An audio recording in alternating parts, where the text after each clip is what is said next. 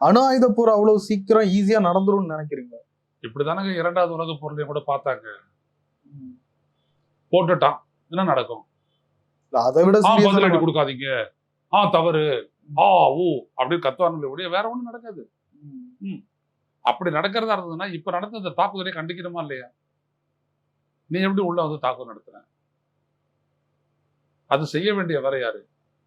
International atomic energy agency அவன்ல சொல்லணும், நீ அத்துமீறி போகுது ஈரான் அப்படின்றத சொல்லணும். செக்யூரிட்டி கவுன்சில்ல போயிட்டு ரெசல்யூஷன் போட்டு தான் நடவடிக்கை எடுக்க முடியும்.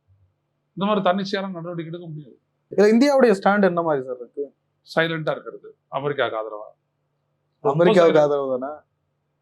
ட்ரம்ப் சொல்றாரு, இன்னைக்கு கூட ஒரு ஸ்டேட்மெண்ட் சொல்றாரு, எப்படி இந்தியா பாகிஸ்தான் போரை நான் சில கண்டிஷன் எல்லாம் போட்டு நிறுத்தினோ அதே மாதிரி இதையும் நிறுத்திடுவேன் அப்படின்னு. இல்லவே இல்லைன்றாங்க இவங்க இன்ன வரைக்கும். அவர் 8வது முறையா சொல்றாரு. இன்னைக்கு சொன்னது 8வது முறை. நான் தான் நிறுத்தினேன், அணு ஆயுத போரை நிறுத்தினேன், போர் ஏற்பட்டுன்னு சொல்லி நிறுத்தினேன், வர்த்தகத்தை சொல்லிதான் நிறுத்தினேன் அப்படின்னு அவர் தொடர்ந்து சொல்லிக்கிட்டே வர்றாரு. ஆனா நம்ம ஆட்கள் இங்க என்ன சொல்றாங்க, அப்படிலாம் இல்லை, நாங்க எங்க அவங்களோட வந்து வர்த்தகத்தை பத்தி பேசணும் அப்படி சொல்லிக்கிட்டே இருக்கிறாங்க. மோடி அதை பத்தி வாயை திறக்க மாட்டேங்கிறாரு. ஏன்? அவர் அங்கேருந்து பேசணும்னா மோடி கிட்ட தானே பேசியிருப்பாரு. ஆனா மோடி பேச மாட்டேங்கிறாரு எதையும்.